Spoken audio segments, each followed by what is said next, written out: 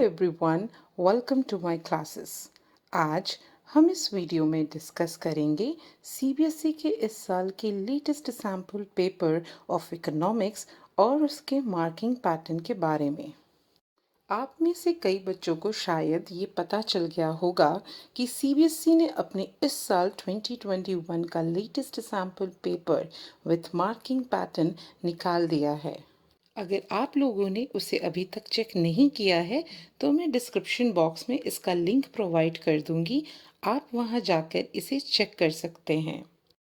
अगर आपने इकोनॉमिक्स के सैम्पल पेपर को चेक कर लिया है तो आपने ज़रूर ध्यान दिया होगा कि this time CBSE has made some changes in the pattern में बहुत सारे चेंजेस लाए गए हैं। इस बार इकोनॉमिक्स में वो क्वेश्चंस डाले हैं सीबीएसई ने जो कि आज से पहले कभी भी पूछे ही नहीं गए, तो इसलिए आप इस वीडियो को एंड तक ज़रूर देखिएगा ताकि आपके जो भी डाउट्स हैं रिगार्डिंग इकोनॉमिक्स के सैम्पल पेपर के पैटर्न को लेके वो क्लियर हो जाए। चलिए देखते हैं कि वो चेंजेस क्या हैं और वो कौन कौन से चैप्टर्स हैं जिस पर सीबीएसई अपना फोकस रखना चाहती है। हमारी 12th की इकोनॉमिक्स दो पार्ट्स में डिवाइड है। पार्ट ए मैक्रो इकोनॉमिक्स जिसका वेटेज 40 मार्क्स है and part B Indian economics, इसका भी वेटेज 40 मार्क्स है। अगर हम मैक्रो इकोनॉमिक्स की बात करें तो मैक्रो में ऐसे कई चैप्टर्स हैं like money and banking, government budget, balance of payment and foreign exchange rate, जो कि 2 या 3 टॉपिक्स के चैप्टर्स हैं। लेकिन national income and income determination multiplier ये अपने आप में ही बहुत बड़ा चैप्टर है, इसीलिए इन दोनों चैप्टर्स पर हमें अपना ज़्यादा फोकस रखना चाहिए और इन दोनों चैप्टर्स का हमें कई बार रिवीजन भी कर लेना चाहिए। अब हम इंडियन इकोनॉमिक्स की बात करते हैं। इंडियन इकोनॉमिक्स में जब भी केस आएगा तो आप सबसे पहले केस नहीं क्वेश्चन पढ़ोगे, जो हम बिजनेस स्टडीज़ में करते हैं। बिजनेस स्टडीज़ में सब कुछ अनसर्टेन होता है। अगर मैक्रो इकोनॉमिक्स में क्वेश्चन बैलेंस ऑफ पेमेंट से पूछा गया है देन मानकर चलना कि बैलेंस ऑफ पेमेंट से जो नॉर्मल क्वेश्चंस बनते हैं उसके आसपास से ही सब कुछ पूछा जाएगा। लेकिन ऐसा इंडियन इकोनॉमिक्स के केस में नहीं है, क्योंकि इंडियन इकोनॉमी की कोई लिमिट नहीं है। अब हम बात करेंगे उन चेंजेस की जो हमें इस साल के इकोनॉमिक्स के सैम्पल पेपर में देखने को मिला है। इन्होंने जो मेजर चेंज किया है इस सैम्पल पेपर में वो पैसेज को लेकर किया है। मींस एक केस स्टडी दे दी है जिसे हमें पूरा पढ़ना है और समझने के बाद आपको 4 क्वेश्चंस का आंसर्स देना है। इस टाइप के उन्होंने 2 क्वेश्चंस पूछे हैं, एक इंडियन इकोनॉमिक्स से और दूसरा मैक्रो इकोनॉमिक्स से। क्वेश्चन नंबर 7 से लेके क्वेश्चन नंबर 10 तक और क्वेश्चन नंबर 24 से लेके क्वेश्चन नंबर 27 तक इकोनॉमिक्स में पहली बार 1 मार्क के केस स्टडी पूछे गए हैं। ऐसे क्वेश्चंस कभी भी अभी तक नहीं पूछे गए हैं। अगर हम बात करें लेवल ऑफ सैम्पल पेपर की तो यस, इस बार उन्होंने easy, simple and direct questions पूछे हैं, तो इसलिए हम कह सकते हैं कि क्वेश्चंस लेंदी हो सकते हैं पर हार्ड नहीं। अगर हम चॉइसेस की बात करें तो 1 मार्क के क्वेश्चन में 2 चॉइसेस दिए गए हैं, 3 मार्क्स के क्वेश्चन में 2 चॉइसेस दिए गए हैं, 4 मार्क्स के क्वेश्चन में भी 2 चॉइसेस दिए गए हैं और साथ ही साथ 6 मार्क्स के क्वेश्चन में भी 2 चॉइसेस दिए गए हैं। इस बार के सैम्पल पेपर को हम देखेंगे तो हमें पता चलेगा कि इस बार न्यूमेरिकल नेशनल इनकम की कैलकुलेशन से नहीं आया है, ना कि प्रोडक्शन मेथड से और ना ही इनकम एंड एक्सपेंडिचर से। इसका मतलब ये नहीं है कि आप इसे छोड़ देंगे, आपको इनकी प्रैक्टिस करनी है क्योंकि ये एग्जाम में पूछे जा सकते हैं।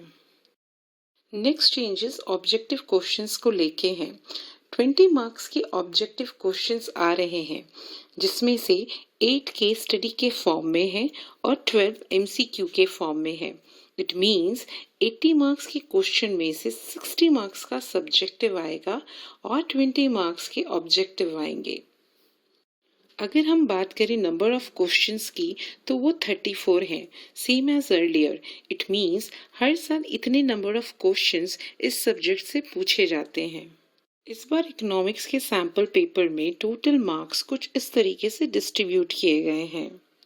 1 मार्क के 20 क्वेश्चंस पूछे गए हैं, 3 मार्क्स के 4 क्वेश्चंस पूछे गए हैं, 4 मार्क्स के 6 क्वेश्चंस पूछे गए हैं और 6 मार्क्स के 4 क्वेश्चंस पूछे गए हैं।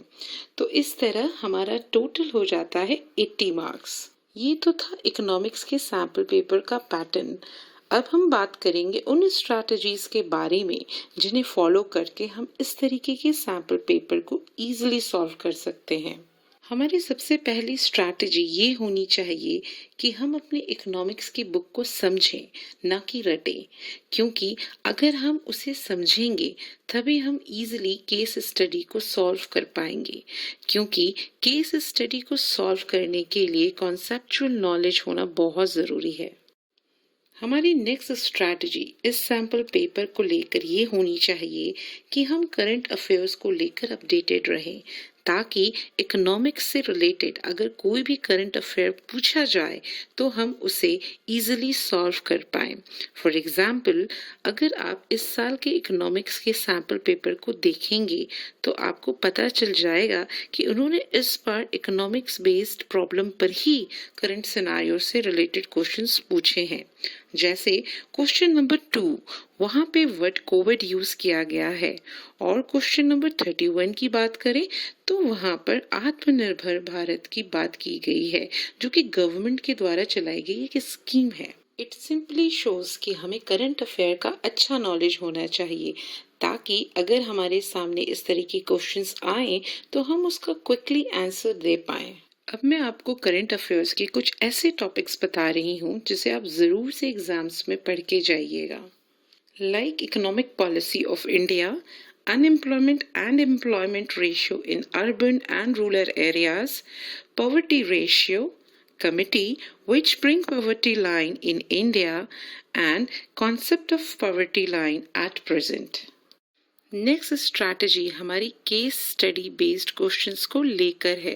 अगर आप क्वेश्चन नंबर 7 से लेके क्वेश्चन नंबर 10 तक और क्वेश्चन नंबर 24 से लेके क्वेश्चन नंबर 27 तक देखेंगे तो आपको केस स्टडी बेस्ड क्वेश्चंस मिलेंगे। इस तरीके के क्वेश्चंस में एक बहुत ही इम्पॉर्टेंट चीज़ पर ध्यान देना ज़रूरी है, और वो है टाइम मैनेजमेंट। केस स्टडी को पढ़ने में ज़्यादा टाइम लगता है, इसलिए ये बहुत ही इम्पॉर्टेंट है कि आप क्विकली उसे पढ़ें और जल्दी एनालाइज कर लें। इससे आपका टाइम बच सकता है। अगर नेक्स्ट स्ट्रैटेजी की बात करें तो हमें कोशिश करनी चाहिए कि हम आंसर ब्रीफ में एंड टू द पॉइंट लिखें। कई बार हमारे साथ ऐसा होता है कि हमें बहुत कुछ पता होने की वजह से हम आंसर में अनइम्पॉर्टेंट पार्ट ज़्यादा लिख देते हैं, बजाय वो लिखने के जो एक्चुअली हमसे पूछा गया है। इसीलिए आप अभी से टू द पॉइंट लर्न करना और लिखने की प्रैक्टिस स्टार्ट कर दीजिए। आई होप ये वीडियो आपके लिए यूज़फुल होगा। अगर आपको ये वीडियो पसंद आया है तो please do like, subscribe and share with your friends.